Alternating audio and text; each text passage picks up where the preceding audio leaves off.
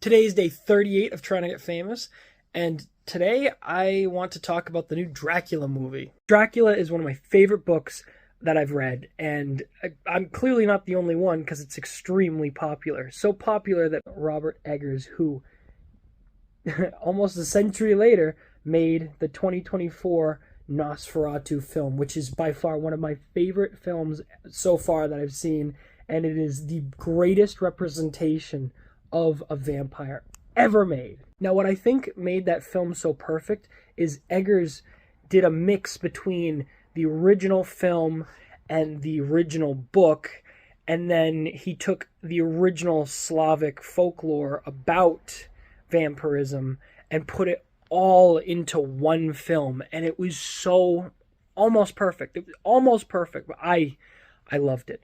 And so when I saw that there's a new Dracula movie coming out in 2026, I literally bought tickets right then and there and went and saw it.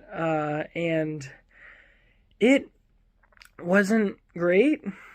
It First off, my biggest issue with it is they take three of the main characters, which would be Rensfield, I can never remember the doctor's name, and Van Helsing, and not once in the film do they ever name those characters. Do they ever say who they are?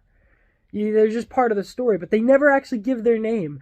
And I thought, that is horrendous. What are you doing? In the trailer, it kind of looked like it was going to focus a lot more on Dracula's early days and his descent into becoming a vampire, which it did that in maybe the first 10 minutes of the film, which I will say that some of the historical nods were really cool, like images of the real Vlad Tepes on in different scenes, even though they didn't do that in the flashback.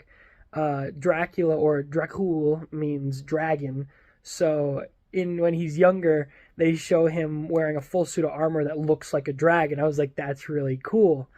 And just other things like that. But the movie, it had Christopher Waltz in it, and he was the only named actor in the film.